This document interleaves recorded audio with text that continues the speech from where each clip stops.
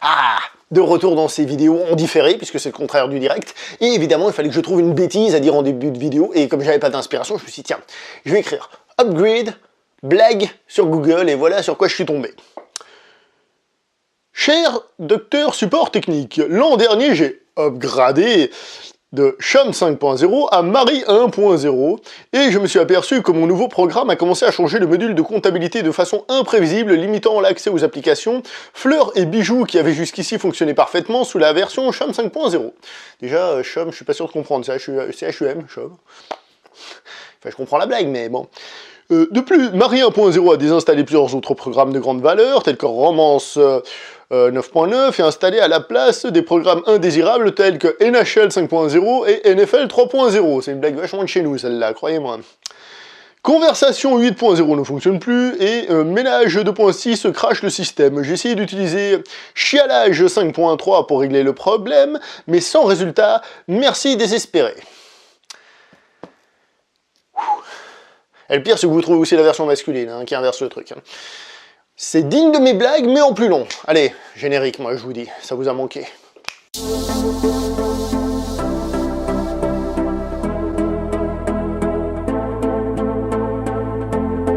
Bonjour à vous les cinéphiles et bienvenue pour cette nouvelle critique en post-projection. Il va être aujourd'hui question du film Upgrade réalisé par Leigh Whannell. Leigh Whannell, c'est quelqu'un qu'on a un petit peu tendance à toujours mettre dans l'ombre de James Wan, et je suis l'un de ceux-là, puisque James Wan, c'est James Wan, et on oublie souvent que les deux sont potes, les deux travaillent tout le temps ensemble, ils font leur scénario ensemble, peut-être même qu'ils se conseillent, qu'ils s'aident les uns les autres au niveau de la réalisation. Et comme James Wan était parti sur Aquaman, et ben les Whannell en a profité pour faire ce film-là. Et dans le rôle principal, nous avons un certain Logan Marshall Green, que tout le monde dit être une espèce de sosie de Tom Hardy. Alors, c'est sans doute le cas dans plein de films, mais dans celui-ci, je trouve pas qu'il lui ressemble spécialement. Je précise aussi que nous avons l'actrice Betty Gabriel, que nous avions pu voir dans Get Out, qui fait la policière, la fliquette, je sais pas comment dire de manière non péjorative. Je reparlerai d'elle un petit peu plus tard. La note et ce que j'ai pensé de ce film. Sachez que j'hésite vraiment. Ah franchement j'hésite. Il y a des imperfections, il y a des manques de perfection, mais c'est tellement bien que j'hésite entre 8 et 9. C'est une série B, ça aide pas.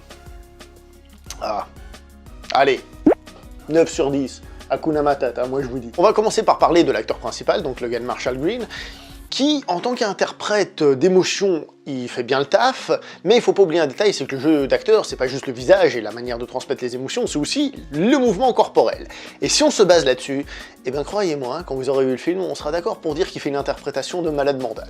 Ce film est une série B, et le scénario de ce film fait très série B, et en plus c'est un peu un des classiques de la série B, hein, ce genre de principes qui sont souvent utilisés, celui d'un personnage qui a été amélioré, c'est donc la signification du titre du film, que ce soit de manière génétique ou avec de la technologie pour devenir un surhomme. Donc c'est du classique, c'est du déjà vu, mais il faut dire que ce film fonctionne vachement bien. Et il fonctionne vachement bien, entre autres, parce que cette amélioration, quand tu regardes le film, en tout cas moi je suis retombé un peu en enfance en train de me dire « Waouh, mais qu'est-ce que j'aimerais avoir ce pouvoir-là » D'accord? Et j'ai trouvé ça trop cool.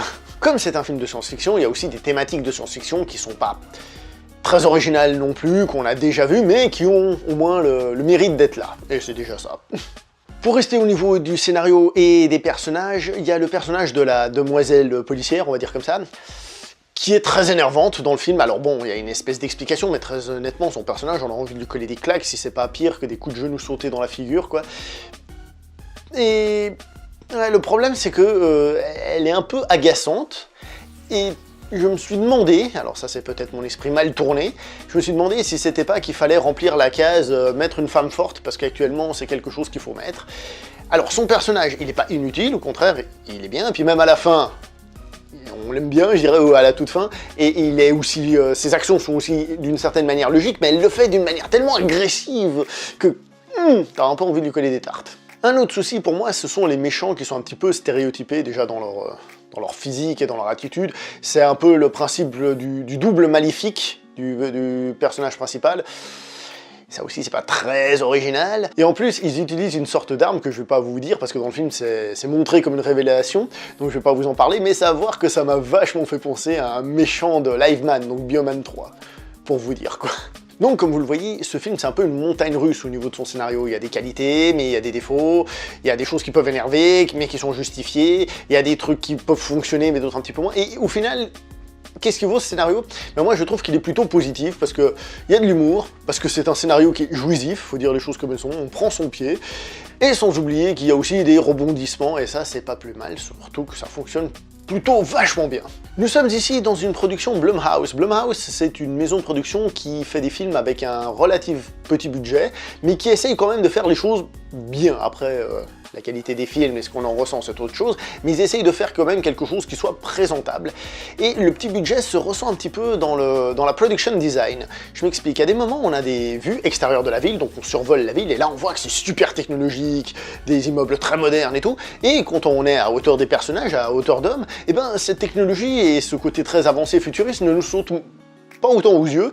Je dirais même que on est dans notre monde avec quelques touches, évidemment on voit les voitures, on voit des trucs comme ça, mais c'est moins marquant. Précisons tout de même que ce que je viens d'annoncer là est certes un petit défaut, mais ça dérange pas du tout la vision du film en tant que tel. On sait de toute manière qu'on est face à une série B, je veux dire on n'est pas en train de s'attendre au plus gros budget de l'histoire et aux effets spéciaux les plus fous ou les plus frappadingues, mais je reviens surtout sur ce que j'ai dit, ça ne gêne pas le film. Absolument pas. Mais là où le film marque des points, mais des points monumentaux, où il fait des trucs de malade mentaux, c'est au niveau de la mise en scène. La mise en scène de Leigh Whannell. Comme j'ai dit, s'il était dans l'ombre de James Wan, pour moi, ce film, c'est un peu la révélation, quoi. D'abord, le film commence, par exemple, sur des plans qui font oldie, le mec, il est en train de réparer sa vieille bagnole et tout, et tu dis, ah bah tiens, c'est... Ok, et tout d'un coup, boum, on passe sur une voiture vachement plus moderne et tout ça. Déjà, on a ce décalage qui est créé, c'est juste le tout début du film que je vous ai dit là, c'est un petit détail de rien du tout, mais pour montrer qu'il y a déjà des bonnes idées d'entrée de jeu. Et que dire des scènes de baston? Il y a des scènes d'action, mais il y a des scènes de baston et je dois vous en parler. Comme vous le savez, j'adore le cinéma d'Hong Kong, donc les scènes de castagne à main nue, donc je dois vous en parler spécialement. Comment vous dire ça? Dans ces scènes-là, les chorégraphies sont bien faites, et le personnage va bouger comme un robot. C'est bon, je le fais très mal, mais dans le film, il bouge comme un robot. Je rappelle que c'est la thématique de science-fiction, on parle de robots, de machines, donc ça colle parfaitement. Il bouge comme un robot. Mais il n'y a pas que le fait qu'il bouge comme un robot, c'est que c'est filmé de manière très robotique. Je pense que vous comprenez rien, mais en voyant le film, vous comprendrez. C'est filmé de manière robotique. C'est cool, ça. Mais qui plus est, la scène de combat, enfin les scènes de combat, elles sont fluides, elles sont énergiques, elles sont lisibles, c'est monumental. Et le film se permet, pas que dans les scènes de castagne à main nue, à de moments de faire des plans vraiment cool. Alors, ça pourra parfois donner justement un côté un peu série B, mais seulement parfois. Moi je trouve sérieusement que là, on a un travail d'orfèvre. Et croyez-moi, la baston finale, elle est excellente. Alors bon, on n'est pas dans un film de kung-fu avec des techniques super compliquées, hein, c'est des techniques de bras surtout, mais c'est monumental, c'est juste monumental, c'est excellent. Ah franchement, il n'y a pas à dire, c'est des scènes de combat comme on aimerait en voir beaucoup plus souvent au cinéma. On ressent le principe du film à travers la mise en scène et les mouvements, tout en ayant une scène d'action qui en elle-même est... Elle est magnifique, il n'y a pas de défaut, c'est lisible, c'est fluide, on s'en prend plein la figure, waouh. Et la mise en scène en règle générale du film, franchement, c'est du très haut niveau. Ah non, franchement, fou. Donc au final, est-ce que j'ai aimé ce film? La réponse est oui. Alors peut-être que sur le scénario, j'ai pas été totalement clair parce que j'ai essayé d'évoquer différentes petites choses, mais le scénario n'étant pas peut-être le plus gros point fort, mais il arrive quand même à être intéressant, sublimé par sa mise en scène, qui nous amène ce film vers des sommets de la série B, et en plus, un truc que j'ai pas dit, je trouve qu'il est plutôt original dans son traitement de l'homme augmenté, parce que généralement on a plutôt une espèce de sous-Terminator ou un truc comme ça. Là, je trouve que le scénario est plutôt original à ce niveau-là. Donc, est-ce que je vous recommande ce film? Bah évidemment, je vous le recommande. Très fortement recommandé ce film.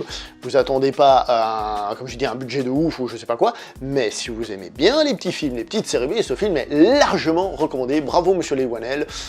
J'applaudis des deux mains. Voilà, c'est tout pour cette critique en post-production. On se voit prochainement pour une prochaine vidéo. N'oubliez pas de liker, partager, commenter, de me donner tout votre argent sur Tipeee. Hein. Maintenant que j'en ai créé un, filez-moi votre fric. J'ai pas de pistolet. Bon, bref, on fait avec ce qu'on a. Filez-moi votre fric, d'accord? Et puis sinon, tant pis. Allez, on se voit surtout pour une prochaine vidéo. Ça, c'est ce que j'ai surtout envie. Allez, ciao tout le monde. Portez-vous bien.